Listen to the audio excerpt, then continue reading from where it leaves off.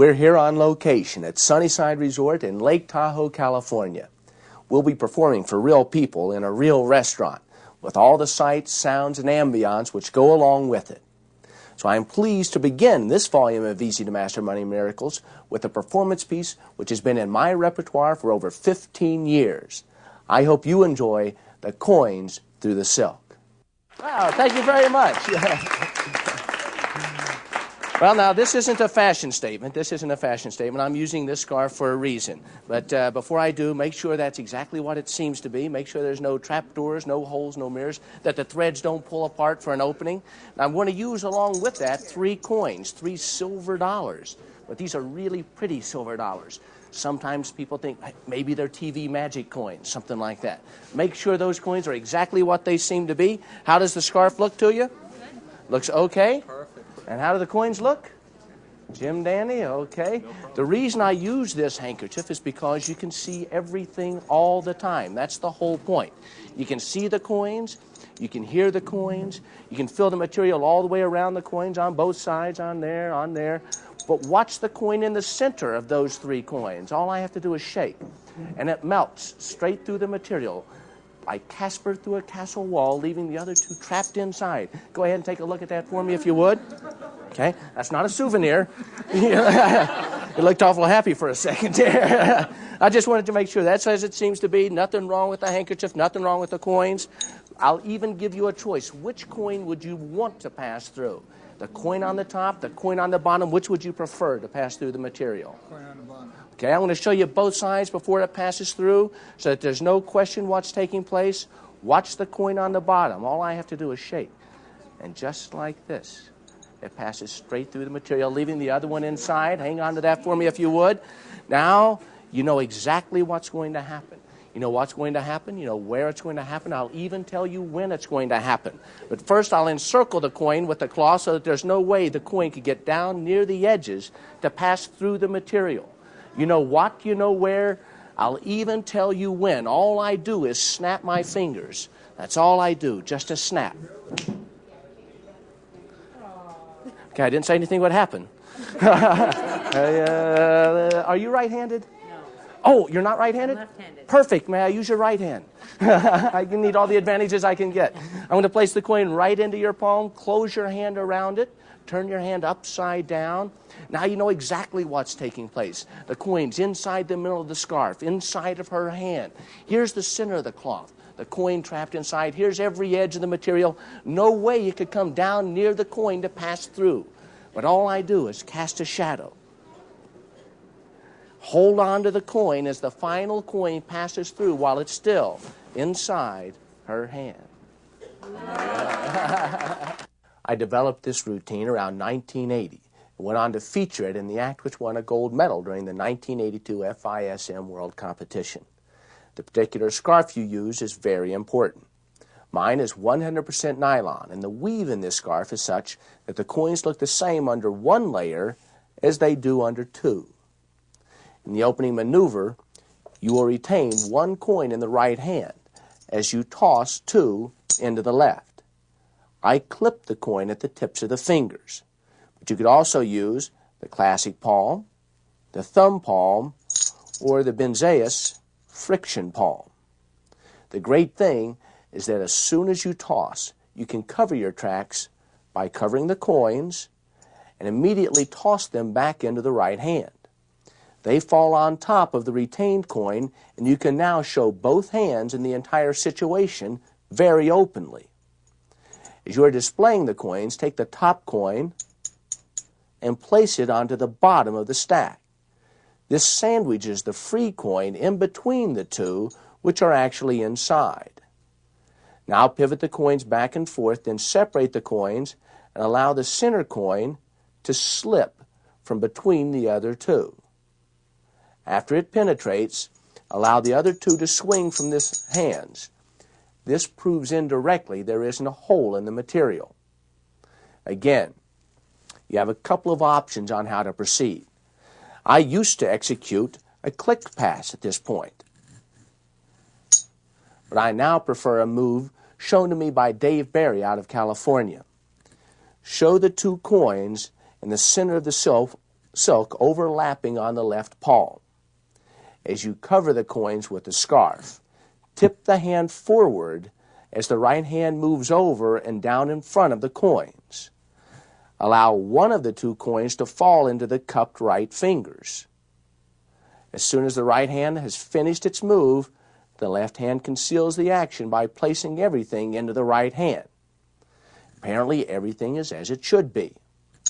Then, in order to make the coin they name penetrate, simply position the coins so that the one they pick is the one on the outside of the cloth,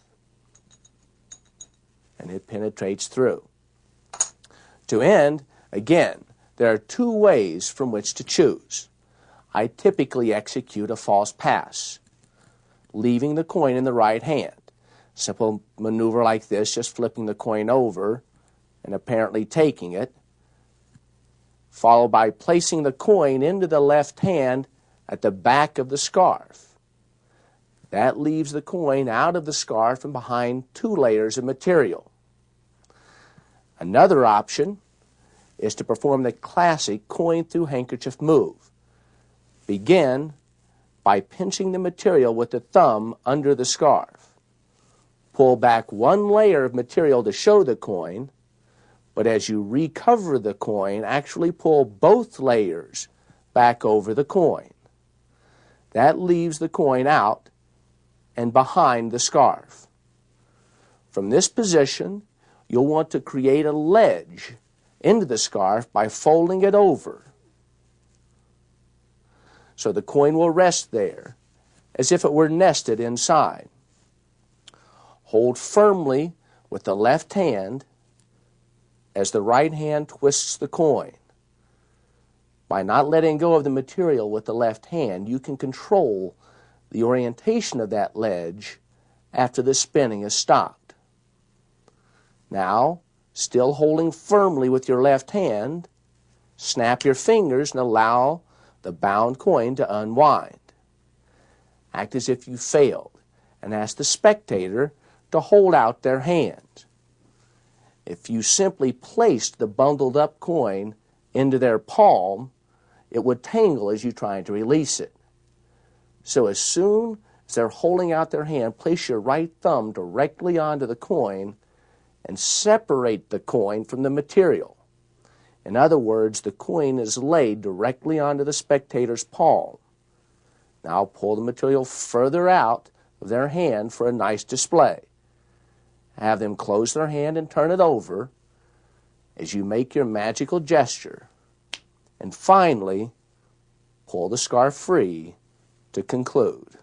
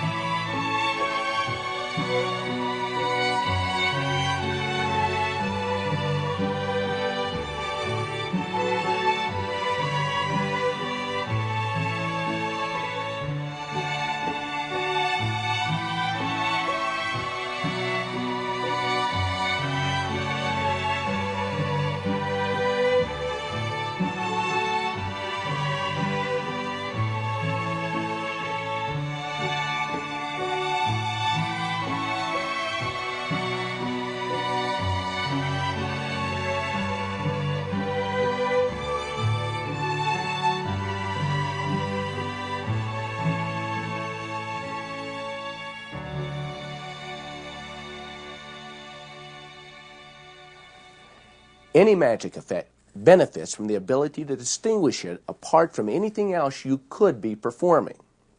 Although the see-through scarf makes the effect more visual, its real benefit is that it provides a reason as to why you are doing this, why this is better for them, and why they should be interested. Along with this performance distinction, I want to point out the importance of routining progressively. So when performing multi-phase effects, repetition isn't just repetitive, but also contains elements of escalation. Well, does somebody have a dollar bill that I can borrow? Dollar bill? Okay, dollar bill. Okay, there we go. You know, bad habits can be really expensive. I mean, take me, for example. When I was a kid, I had a horrible habit of eating the faces out of all of the dollar bills that I would get. Now, here it is, 20 years later, and I have this irresistible urge to eat the faces out of all the money. I mean, it's not too bad. You can taste the mint. But the problem is the embarrassment. I mean, everybody knows that you've eaten the face out of your money. But that's when I figured it out. All you have to do is fold it over like this. And you could spend that in a lot of places. I mean, they couldn't tell unless they looked on this side, and then it would be obvious. But then I figured if you fold it over just like this, now you could show it all the way around and no one would know, unless, of course, they looked inside. And if they did, it would be obvious to anybody that you had defaced American currency. The only way to save myself, of course, was to use magic, so all I did was blow. And just like that, not only did I restore the bill, but I saved face at the same time. Oh, you gave me that? Oh, sorry. Let's see. Before I start this next effect, I want to take my watch off so nobody says, I bet he's using one of those TV magic watches. And I want to have you make sure there's nothing hidden between my fingers or up my sleeves, nothing hidden inside the folds of my flesh, anything like that. Nothing hidden, nothing funny like this. Would you do me a favor and count these coins one at a time onto the table? Oh, that could take Oh, you've seen her count. 1, 2, 3, 4, 6 coins, which I'll place into 2 rows of 3. Just right here. 1, 2, 3 coins. 1, 2, 3 coins. No question what's taking place yet. All I have to do is squeeze like this and toss. And the magic takes place. Now there's 2 coins on my right, 4 coins on my left, but I'll do it again. A lot of times when you don't know what to look for, it's hard to know. So I'll do it again. 1, 2, 3, 4 coins here, 2 coins on my right. No question what's taking place, but all I have to do is squeeze like this. And it happens again. 1 on my right, 1, 2, 3, 4, 5 coins on my left.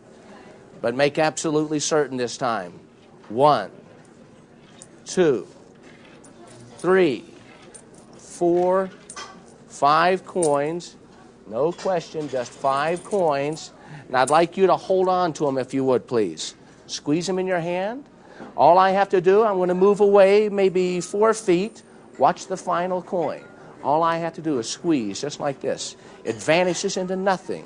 Traveling this distance, passing through your hand. Would you count them onto the table one at a time? 1, 2, 3, 4, 5. And 6 coins. The late Rick Johnson was one of the warmest, most generous people I ever met. He taught dining on dollars, his version of Jack Channon's Rip It, to me around 1977 or 1978. While researching for this series, I ran across several versions of this effect, but for a variety of reasons, I feel Rick's handling is the best. Begin by folding the bill in half with the face of the bill outward. You will tear the bill twice. Each tear is about 1 inch deep, with 1 tear above and 1 tear below the face of the bill. Fold the flap, which contains the face of the bill, down and back, and act as if you are tearing it from the bill. The opposite hand holds the fold flush against the back to conceal it. Act as if you are eating the face out of the bill, which you apparently just tore. In the first of your attempts to hide the hole, fold 1/4 of the bottom half of the bill over the secretly concealed flap. Then fold the other corner of the remaining half up until it is flush with the upper fold of the bill. Now you can show the bill freely. For the final display, which is exclusive to the Johnson handling, hold the bill by the folds and fold back the single edges as far as you can without revealing the hidden flap. This is a beautiful, very convincing display. To conclude, grab the bill by the single, narrow edges, one in each hand.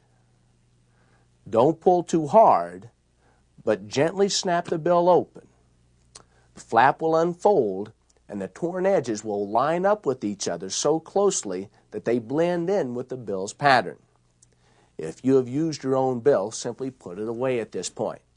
If you borrow a bill, I recommend you have an extra bill in your pants pocket so you can use the "Who gave me this bill? You did? Thank you" gag to switch the bills in the pocket. Sometimes I add a touch to the original handling.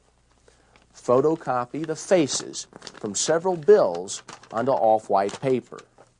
Tear out one of the faces and clip it near the tips of the fingers.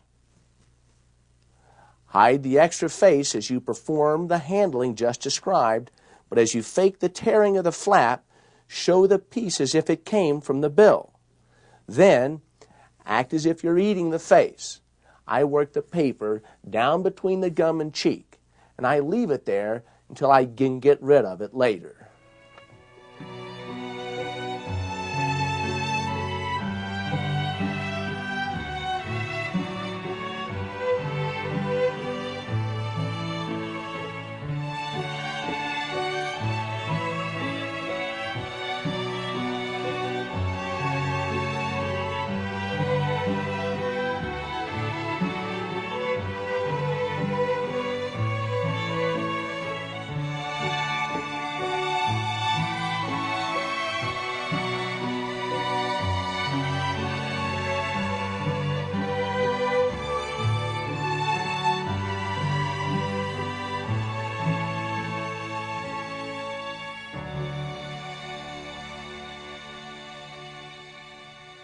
Eddie Fector originally performed Flying Eagles as a 3-phase routine.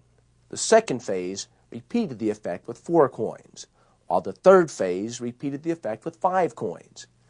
In this version, I've shortened the routine, added the shuttle pass in the final phase, and ended with the final coin appearing in the spectator's hands. Begin by setting all 7 coins onto the table in a stack without calling attention to them. Instead, focus attention on your hands. Then pick up the coins, and as you toss them from one hand to the other, retain one in thumb palm. To do this, the index finger pushes the coin into the crotch of the thumb as the others are tossed. Ask one of the spectators to count the 6 coins onto the table. Line the coins into 2 rows of 3, and count the row on the left into your left hand by sliding them back one at a time with your right. On the third coin, secretly drop the thumb palmed coin onto the left palm along with the third coin. Don't worry about executing this move. They've examined your hands, they've counted the coins, and they don't know what's about to happen. Close the left hand as you pick up the remaining coins, one at a time, and show 3 coins on the right. As you close your right hand, the fingers curl 1 coin into thumb palm. Squeeze the hands and open them palm down just above the table. Spread the coins to show 4 and 2. Repeat the drop-off of the thumb palmed coin as you count the coins one at a time onto the left palm. Time the secret drop as the last coin is counted. Pick up the 2 coins on the right and thumb palm one as you close the hand. Again, squeeze and open the hands to show 5 and 1. For the final coin, drag the coins very openly and make certain that one lands in position to be finger palm. After counting 5, perform a shuttle pass, retaining the finger palm coin in the left hand as the right hand turns palm up to catch the coins. The 4 coins from the left hand merge with the coin in the right hand, showing 5 coins and 2 otherwise empty hands. Toss the 5 coins back into the left hand and give the spectator all 6 coins for them to hold in their closed hand. To subtly enforce this request, you might want to help them close their hand. Take the visible coin and execute a coin pass. You could use the thumb palm again to apparently take the coin into the left hand. Indicate the magic has happened and conclude by having the spectator count the coins onto the table.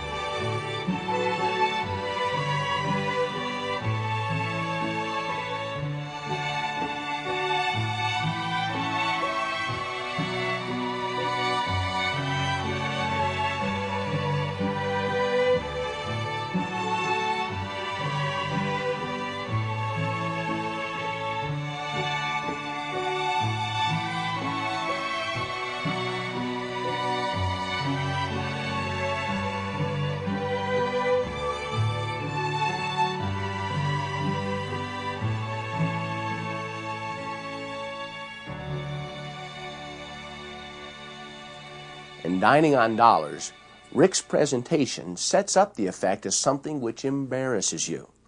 Now it makes sense to talk about how to try and hide the hole. By showing all the ways you unsuccessfully tried to conceal the hole, you can get away with shows and displays that might otherwise come across as overproving.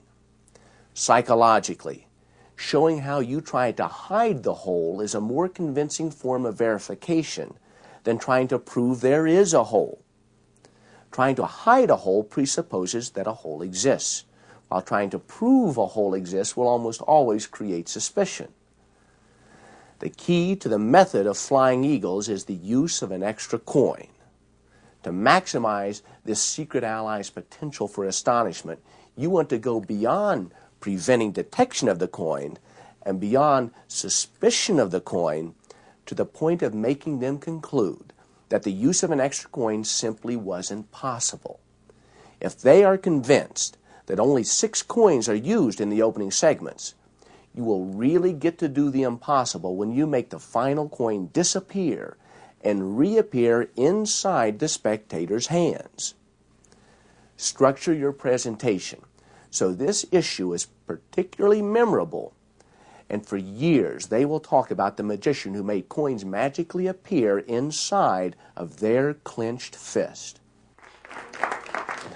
The amazing thing with money magic is how visual it can be. I can take 2 bills, a 5 and a 1, place one inside of the other so that there's no question, tell exactly what's taking place, and yet solid passes through solid as the 1 passes straight through the $5 bill. But watch closely. A 1, a 5, a 1, a 5. All I have to do is rub the 1, rub the 5, and here's the 5, and here's the 1.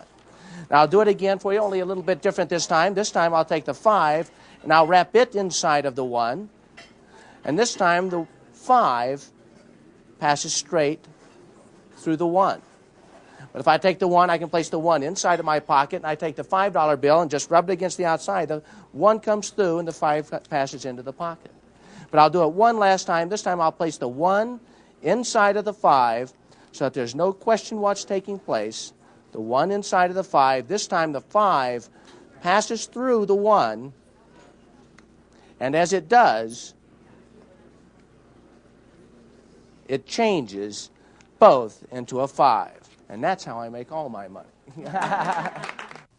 I love this effect, and I'm absolutely delighted Tom agreed to allow its inclusion on this video. This is so magical when Tom performs it that I still remember the impact it had on me when I first saw it almost 20 years ago. The penetration portion of this effect, used with permission, is based on Marvaux's Money Miracle, available from Paul Diamond. This handling has been printed in Tom's lecture notes as well as the September 1980 issue of Harry Lorraine's Apocalypse. You'll need 3 crisp $5 bills and 2 crisp $1 bills. To create the gimmicks, fold each bill in half exactly across its width. Cut one $1 bill and one $5 bill along the crease. Now turn all the pieces and the other bills face down. Glue the right half of the cut $5 bill onto the left side of the whole $1 bill. Then glue the right half of the cut $1 bill onto the left side of the whole $5 bill. All of the edges must be lined up properly from all directions, so trim away any overlap. A $5 bill is slightly larger than a $1 bill, so trimming will be necessary. The unprepared 5 is folded in half, face inward, and is placed into the left pants pocket. Crease pointing upward. To perform, hold the $5 bill in the left hand, open and face up. The gaffed portion of the bill is against the palm. The ungaffed portion extend towards yourself. Place the gaffed portion of the 1 directly onto the gaffed portion of the 5 with the bills at right angles to each other. The 1 is face up with the ungaffed portion pointing towards the right. Fold the flap of the 5 with the right hand upward and around the gaffed portion of the 1. Then fold the loose half of the 1 onto the left, onto the top half of the bill. Hold the packet with the palm down right hand exactly at the inner right corner of the packet. Turn the packet over by turning the hand palm up. With your right fingers, pull the 1 to the right as your left fingers hold onto the other bill, keeping it stationary at the inner left corner. Extend this moment because it's beautifully visual magic. After the bill's clear, the left hand ends up cupping the bill that appears to be the 5, while your right hand cups what appears to be the $1 bill. Both hands turn over and rub the folded bills against the outside of your trousers pockets. Keeping the hands palm down, show that the bills have changed places. Each upper visible half of the bill is ungaffed, so open each bill. Your right hand holds an open, face-up $5 bill, and your left hand the open, face-up 1. Repeat the entire process, except now you start with the 1 in your left hand. It's done exactly the same as before. The hidden gaff is on your left palm. The gaff of the 5 goes on top. Fold the bottom up, the other bill over, and then revolve everything with the right hand. This time the 5 seems to penetrate the 1. As your right hand holds the folded 5, the left places the folded 1 into your left pants pocket. Exchange this bill in your pocket for the ungaffed 5, but don't remove your hand yet. As you do this, your right hand, cupping the $5 bill, turns palm down and rubs the 5 on the outside of the pocket. Pull your fingers back to reveal the transformation into a 1. Your left hand comes out and shows the 5. Open and display both bills. Again, set up for the penetration. With the $1 bill on your left palm, as you slowly pull the $5 bill to the right, the bill in your left is seen to be a $5 bill as well. This concludes the routine. You can open the left bill, show both sides, Place it along with the other bill away into your pocket to conclude a beautifully visual piece of magic. Thomas 5 and 1 is very visual magic. Remember to handle the prompts in such a way so that the audience can see everything they should. Keep the bills tilted downward and your hands and head out of the spectator's line of vision. After all, what matters is not what it looks like to you, but what it looks like to your audiences. Have you ever bought something and then after you've taken it out of the package, it's almost impossible to put it back inside the package? You almost have to be a magician. Yep. Well, fortunately, sometimes I'm a magician, and I can do that sort of thing. I'll tell you what I mean. For example, this quarter came as a rebate with this pen. And it's possible, in fact, I'll show you exactly how it happened. The coin, all you have to do is take the pen and push it through the hand just like this. And it goes back inside of the pen itself. Now, in order to cut down on shoplifting, of course, they have to make it invisible so that people can't see it.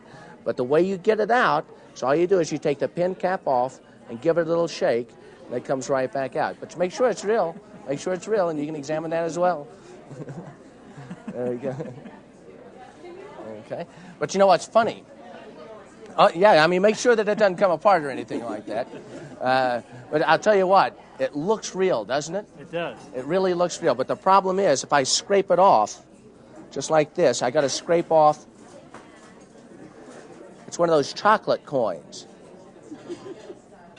And if you scrape it off just like this, you can see the chocolate inside. Isn't that bizarre?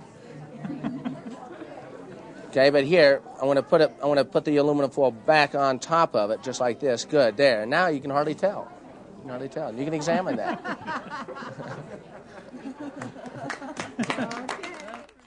David Williamson created the coin from pen cap effect, originally using his striking vanish. He later developed another handling of this effect, which I recommend you check out in his book, Williamson's Wonders. I came up with this particular handling during the brainstorming session for the Hedonist book, Brainstorm in the Bahamas. After showing the coin, close the left hand and turn it palm down. As you do, the left fingertips work the quarter out the back of the hand where it's pinched at the base of the palm. Push the end of the pen cap into the thumb opening of the left fist. As the left hand turns counterclockwise a quarter turn, the right hand takes the coin into edge grip between the tip of the right thumb and first and second fingers. Continuing, the right hand pinches the end of the pen, which is now emerging from the bottom of the left fist. The pen is pulled free and the left hand shows the coin has apparently re-entered the pen. As long as the edge of the coin is in the same plane as their line of vision, the coin will be invisible. The right hand takes the cap from the pen, which serves as perfect cover for the concealed coin. Finally, the left hand moves palm up underneath the pen cap as the right hand seems to shake the coin from within to conclude the coin and pen cap.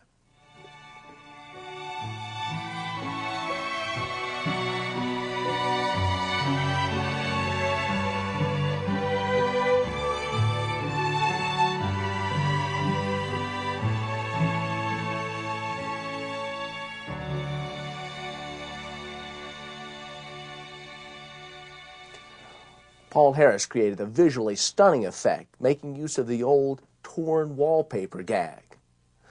To prepare, fold a square of aluminum foil in half and tear a half-crescent shape from the folded edge.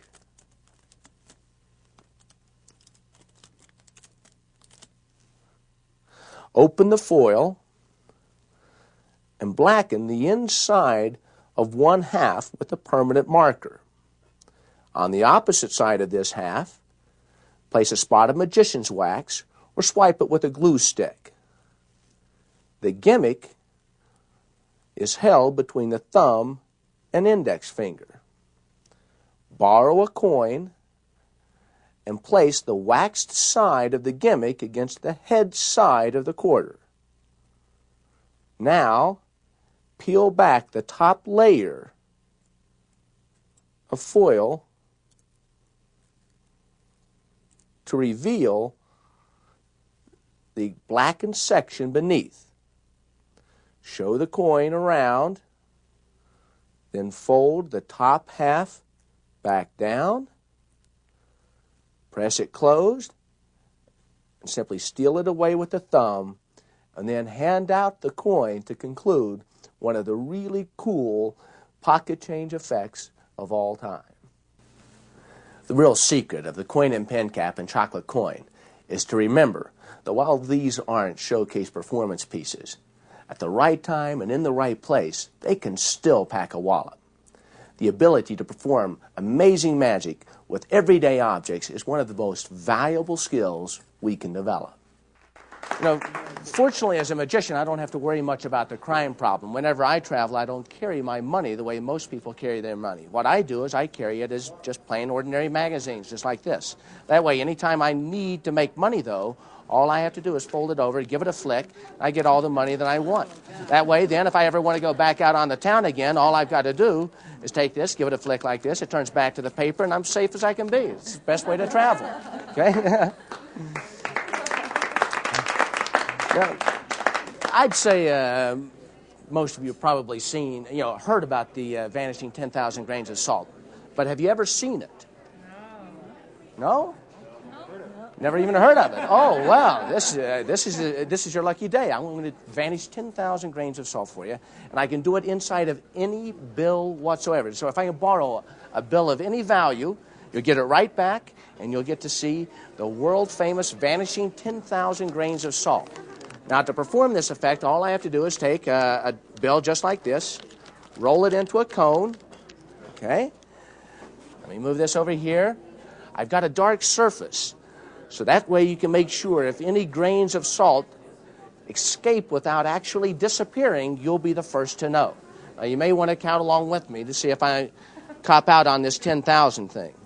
Okay? That's about 1,000. Okay, 5,000. Is that about enough? Yes. A little more. A little bit more. Okay, there you go. Is that about a little more? Okay. Okay, now all you have to do is just kind of rub the back of my hand there. A little more. It doesn't have anything to do with the trick, but it does feel good. No, actually what that does, that causes all 10,000 grains of salt to completely disappear inside of the money. But it's a poor rule that doesn't work both ways. So if I take the bill and I roll it into a cone just like this, all you have to do is wiggle your fingers over the paper, just like that. You know what that does? Oh, because it looked like you'd done it before. And you're right. It does indeed bring all 10,000 grains of salt back, just like that. Exactly where they came from, and there's your bill. Thank you. Pat Page invented the effect, easy money.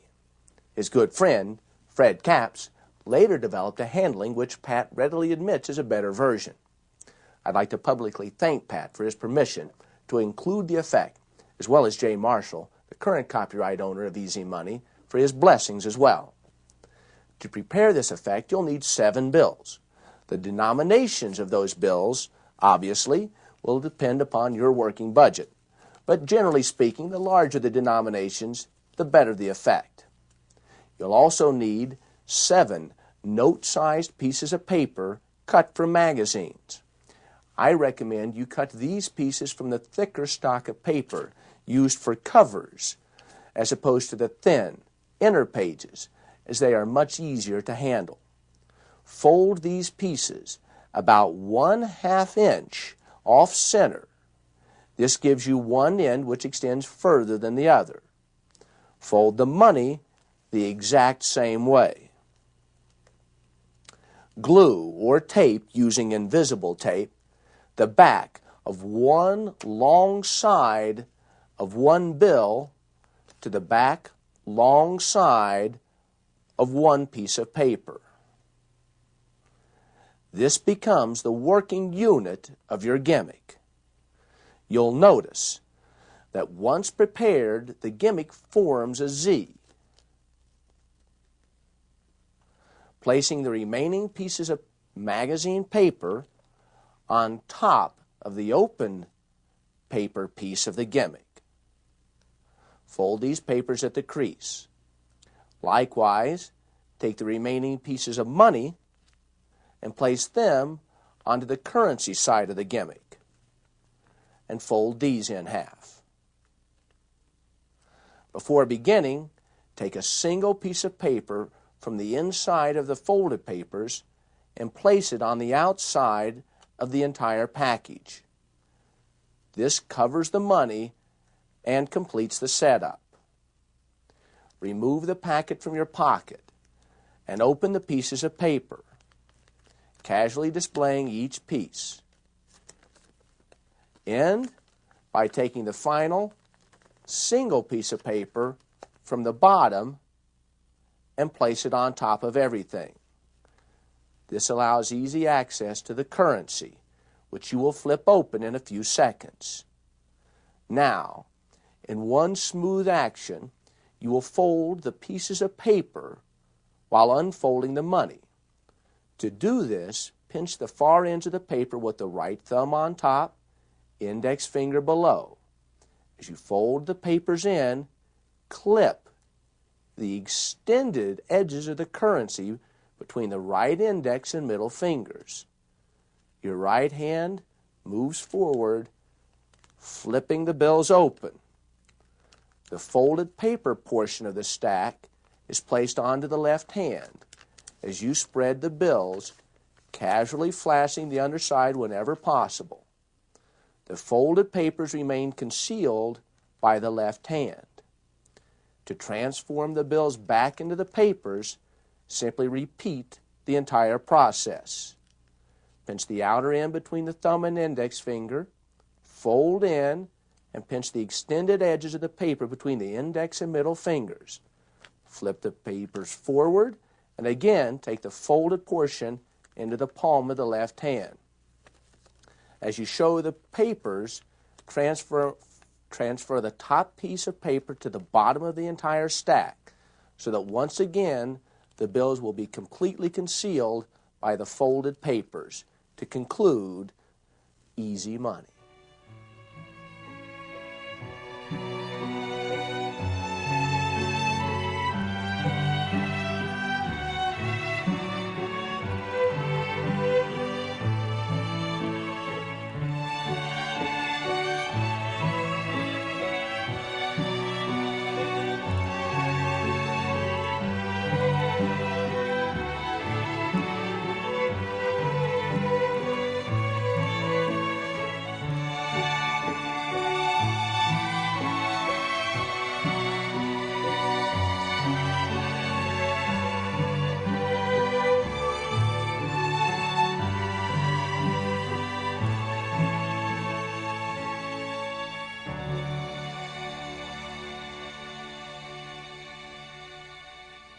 I've always considered the salt vanish inside of a borrowed bill to be one of the all-time classic restaurant magic effects.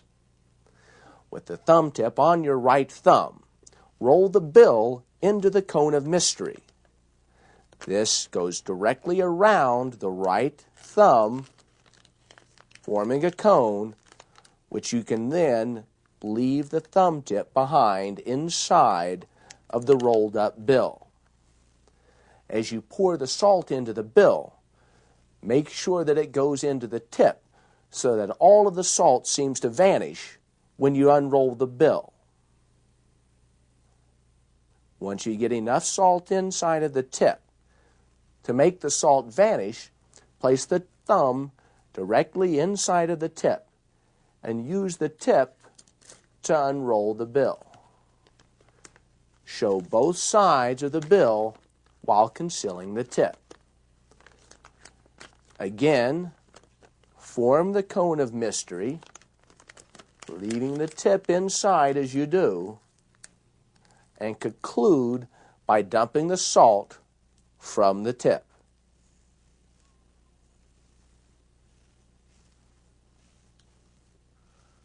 to return the bill, unroll it as you re-still the tip, and you are done. Di Vernon once asked me to make a list of the effects in my repertoire which I would continue to perform if I were really magic. Once you start thinking about it, you realize how few effects meet this criterion. But for this reason, Pat Page's Easy Money has instant audience appeal in any close-up or stand-up performance arena.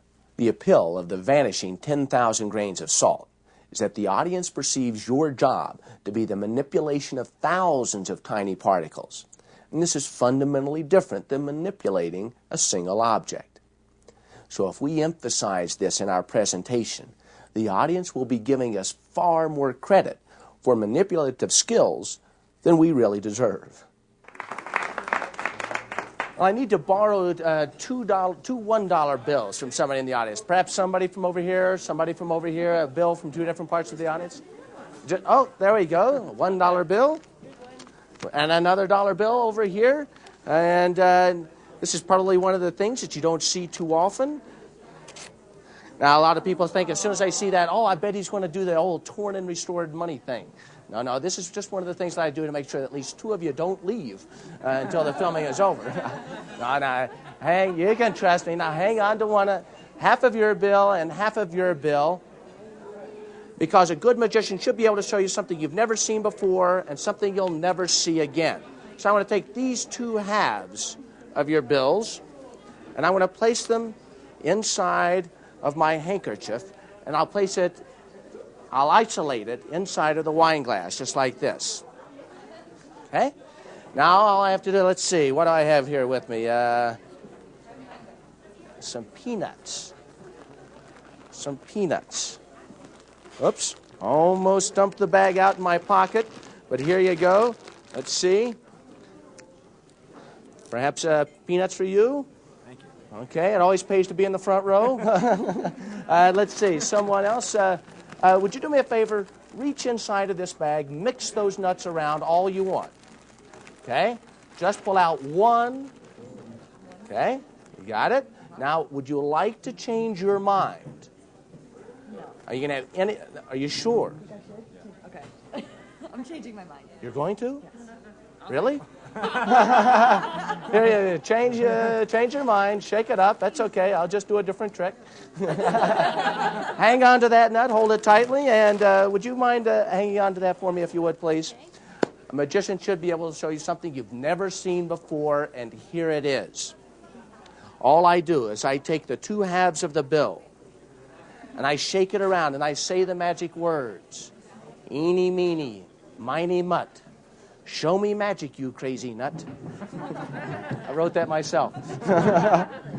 And here's a sight that no one has ever seen before, not even myself. Because in place of those two bills, we have the fresh insides of a peanut, a sight never seen by anyone before. But there is an internal logic to magic. That can only mean one thing. You have a peanut here. Make sure there's nothing hidden between my fingers, nothing inside of my hand. I'll take the peanut, and for something you'll never see again, inside of that peanut, you'll find two halves of a bills. Two halves of two bills, but not just two halves of any two bills. Let's make absolutely certain. Over here, we have the piece of a bill. Let's see, let's line it up, fiber for fiber, hair for a hair, line for line, make absolutely certain that that's a perfect match. Over here, let's make absolutely certain, fiber for fiber, hair for hair, line for line, a perfect match. There we go. Yeah, it's a great piece of magic. The only thing that bothers me is that the people that were so nice are the people that end up with two bills that have been torn into halves. And I don't want to see anybody go home with anything less perfect than they came. So here's what I'll do. I'll take the two bills, I'll roll them inside, just give it a little blow like this, and there you can see that the two bills have restored themselves back to their original pristine condition, just like that. That's your bill for you, and thank you very much. Okay? The build-to-nut involves several different elements, making it one of the truly practical, pack small, plays big types of effects. To begin, find a good-sized peanut and split it along its natural seam with a sharp razor. Empty the nut, and then take a bill and tear it in half.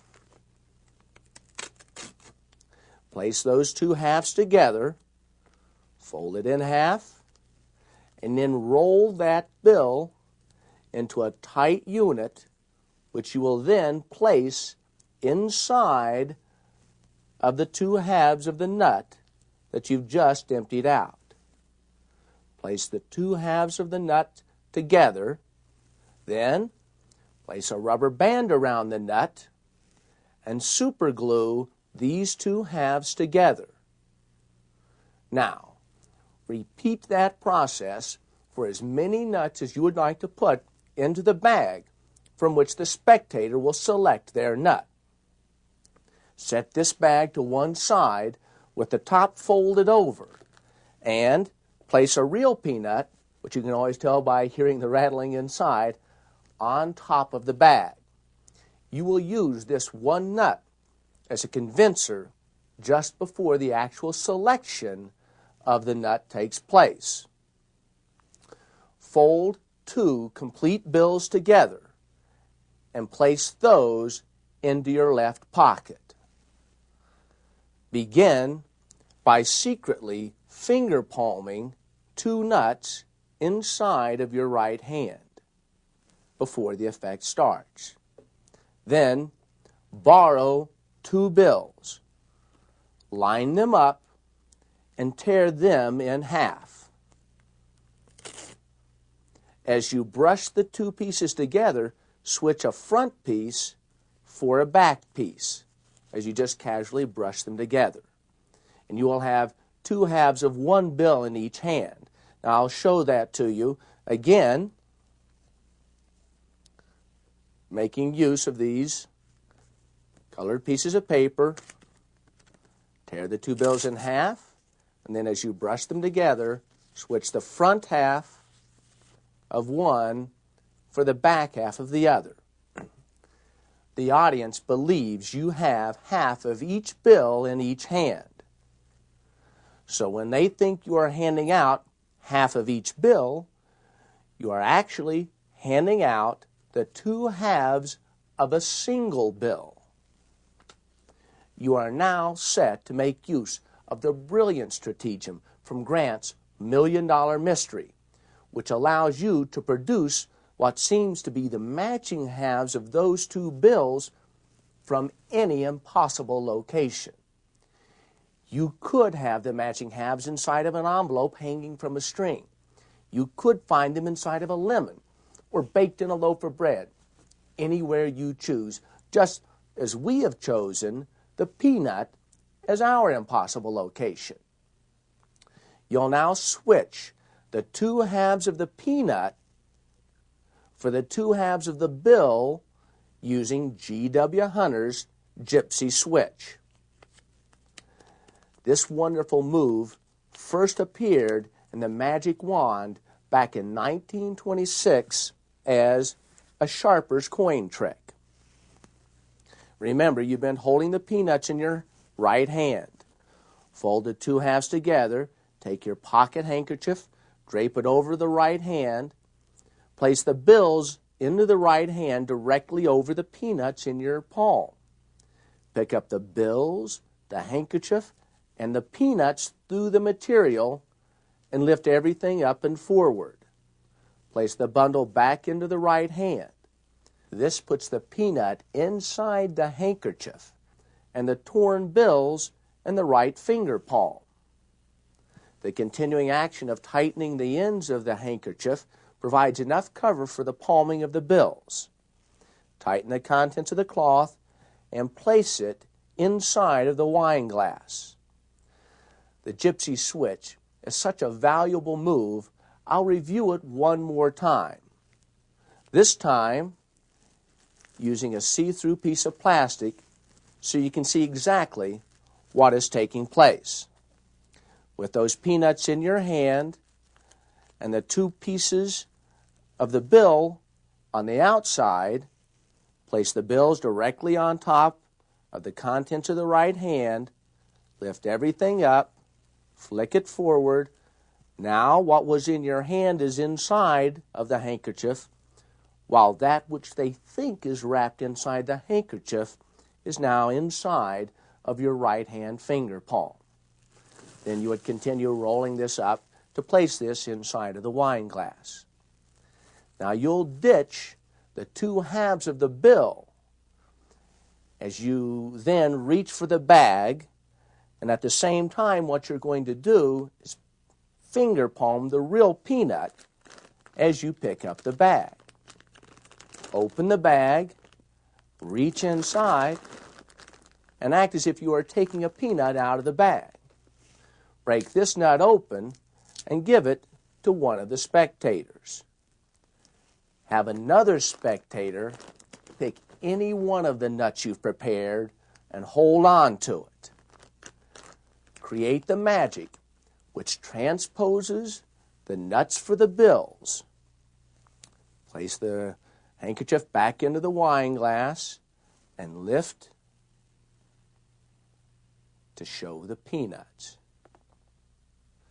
Then break open the shell of the peanut the spectator's been holding and show the two halves of the bill down inside of the peanut. The audience, always eager to be ahead of the magician, will naturally assume that these are the correct halves of the bills. So you will use their assumptions against them as you execute the secret move from Grant's $1 Million Mystery. Unfold the bills, making sure they aren't too crumbled up, as you take one half from one of the spectators. As the bills come together, simply place the half you took from them to the back of your pair, as you then line up the two halves just taken from the nut. Upon confirmation, immediately take the half originally taken from the first spectator and match it to the one held by the second spectator. After an appropriate pause, allow for the applause. Simply reach into the pocket and finger palm the two folded bills you've had there all along. Again, take your pocket square and retake the two torn bills, which are now 4 halves, and fold these pieces together. Place them on top of the complete bills in your finger palm, and again, execute the gypsy switch. Then, as you unfold the restored bills, allow the pocket handkerchief to cover the two torn bills in your hand as you conclude a truly amazing bill to impossible location.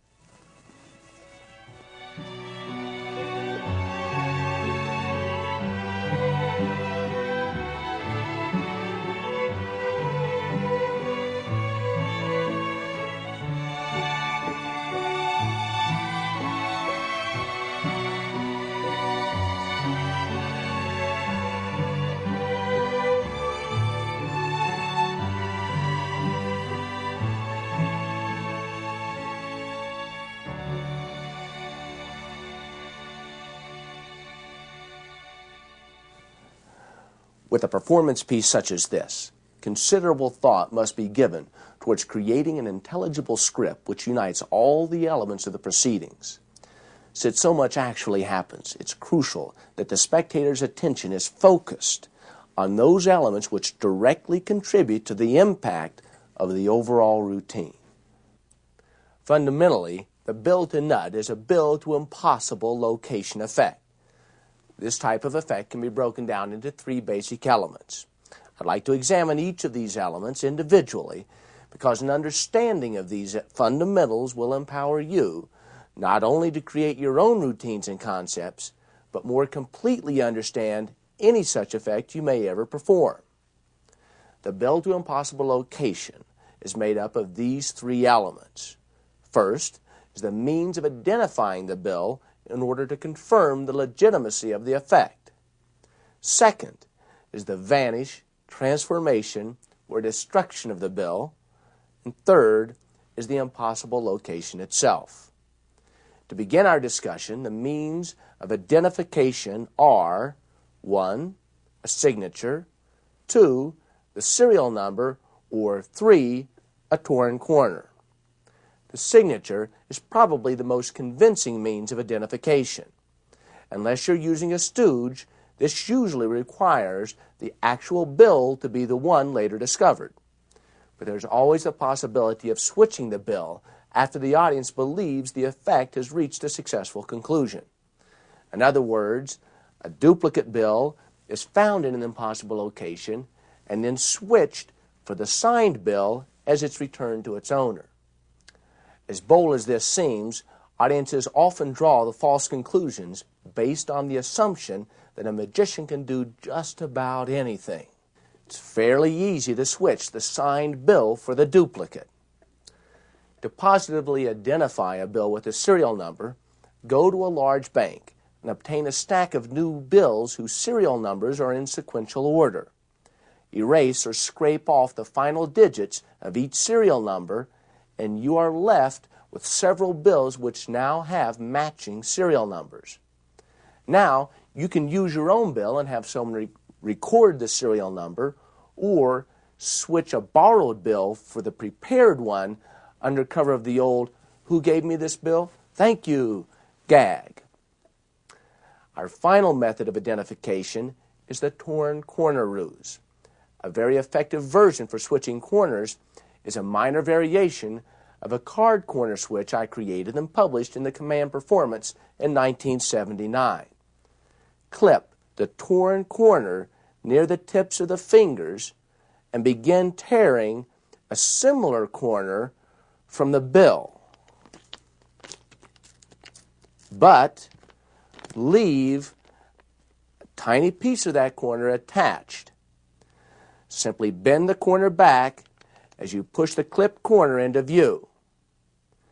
In preparing for one of my Tonight Show appearances, John Carney and I had a brainstorming session about the bill to lemon I intended to perform. I wanted to use a torn corner for identification, but we both agreed that intentionally tearing a $100 bill made no sense. After all, who in their right mind decides to tear up a borrowed $100 simply so someone would recognize it later? Our solution actually fooled a lot of very knowledgeable magicians because it seemed like a genuine accident. Again, clip the corner near the tips of the fingers. As you take the bill, secretly bend one corner as you snap the bill between the hands. Then, on one of the snaps, act as if you accidentally tore a piece from the bill. Do a double take and act as if you just made up the idea of giving them this as a receipt. A final variation on the torn corner ruse is the principle we employed from Grant's $1 Million Mystery. This brilliant method is highly underused, considering the fact that you can then discover those matching halves almost anywhere. The second phase of this type of effect concerns the destruction, vanish, or transformation of the identified bill. One might think visibly burning the bill would be the best means of destroying. After all, surely a great effect should be worth at least $1. Well, frankly, I've tried it several times myself, but I've never been happy with the results. It seems that this undeniable means of destruction is too much for the audience to accept. This too perfect situation ends up watering down conviction at the crucial moment to the point that other methods would have been better and have generated greater impact.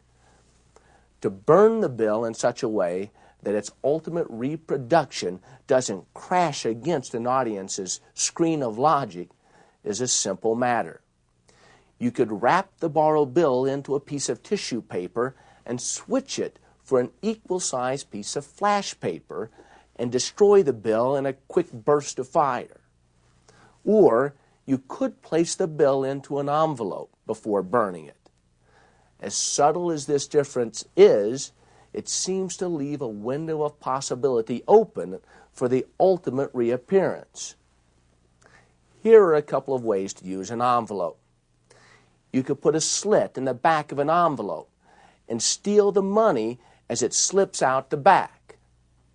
Or you could place a rolled up piece of paper inside of an envelope, and while seeming to place a rolled bill into the envelope, steal it back into a tin-kai palm.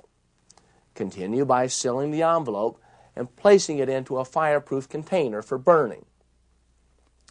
A second method of destroying a bill was a favorite with Chicago's Jim Ryan and is still performed today by Tom Mullica. You conceal a folded piece of fake money in one hand as you borrow a bill. Fold a real bill and switch it for the fake. Finally, tear the fake bill and toss it away. Just switching it, holding out the bill you borrowed, and toss away the faked pieces. Another option at this phase would be to vanish the bill. A technique I like uses the thumb tip. I hold the thumb tip between the tips and the base of the left fingers. Fold the bill into 1/16 as in the $100 bill switch and apparently place it into the left hand. Actually, it goes directly into the thumb tip as the left hand closes. You can use this as a simple vanish, or if something is concealed in finger palm, it becomes a transformation. The classic vanish of a borrowed bill involves sewing a piece of paper into the corner of a handkerchief. Then you fold the borrowed bill in the same way and apparently place it underneath the handkerchief. Actually, you retain the bill as the spectator takes the gimmicked corner of the handkerchief. To make the bill vanish, all you have to do is pull one corner of the handkerchief and the bill seems to vanish. This method is particularly effective as it provides the necessary time misdirection which allows you to secretly load that bill somewhere else. A very clever approach to this problem was printed by Roger Klaus in Encore 3 and later in Roger Klaus in Concert. Begin by placing a thumb tip into a coin purse. Now, borrow a bill and fold it up and place it into the purse. Actually, the bill is inserted into the thumb tip, which is stolen before closing the purse. Although this idea could be used as a vanish, it has tremendous potential as a tool for transformations. For example, if 3 certs began inside the purse along with the thumb tip, the effect would be one of the bill changing into candy. Or you could place lemon seeds inside the purse, providing an internal logic for the bill to lemon. The idea of transforming the bill into something else relating to the final appearance has always appealed to me because of that elusive element of logic in most bill to impossible location sequences. This was the primary motivation behind the bill to nut, which brings up the final method we'll discuss, which is the gypsy switch. As you can see from the teaching segment in the bill to nut, you can use this switch to transform the bill into almost anything you can conceal in your hand. Now that we've discussed the first 2 phases of the bill to impossible location, let's consider some places for the bill to go.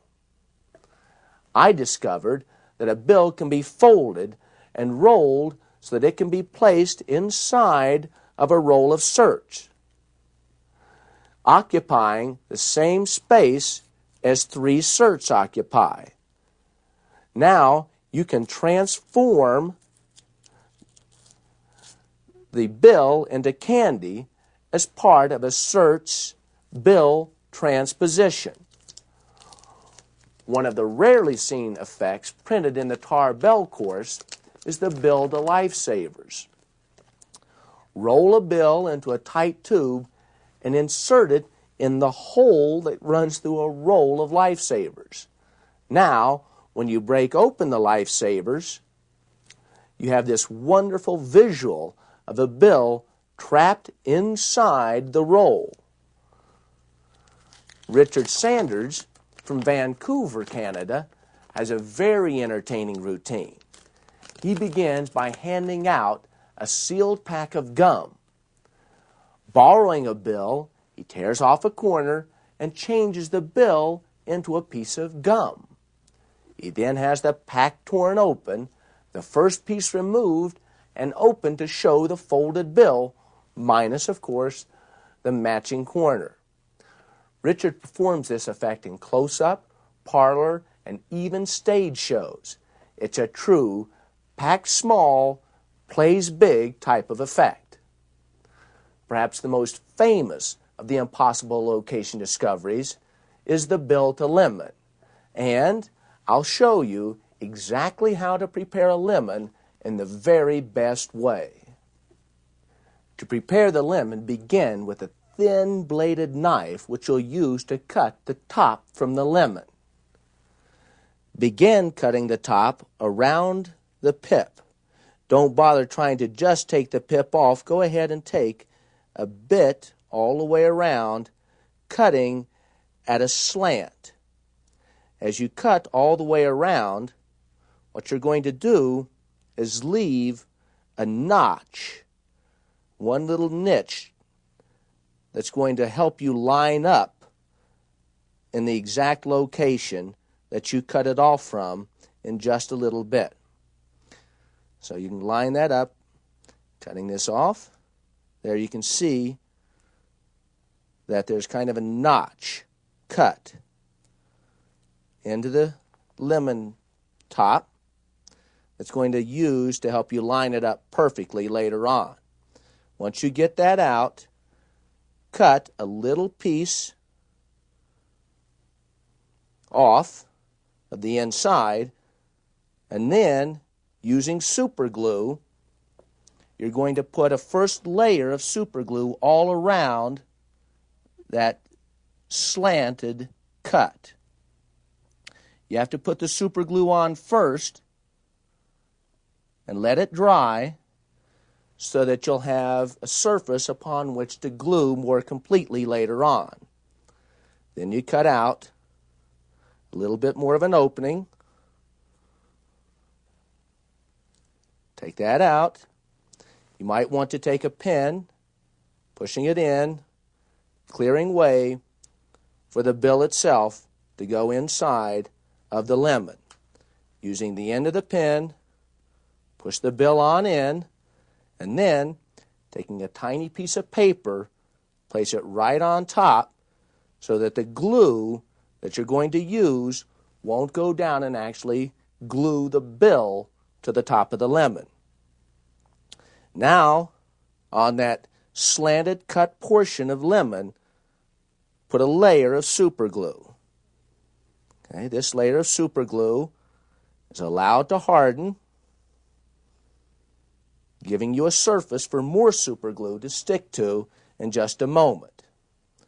By this time, the super glue should have dried on this portion, so you'll place this on the end of the knife and then put another layer of super glue onto the top capped portion of the lemon. Then, using that notch to line it up just right, let me push that paper down in so that we'll get a perfect fit. Then you place this right back on top, letting it go, and now you'll have a perfectly resealed lemon for any routine that you choose to construct. The material on these videos represents the creative work of many generous people inside the world of magic. Combine this material with the color of your own personality and style of performing, and quicker than has ever before been possible, you'll have a powerful repertoire of money magic which should serve you well for years to come. Thanks for being here. Goodbye for now, and I'll see you again on your next viewing of this and other easy-to-master videos.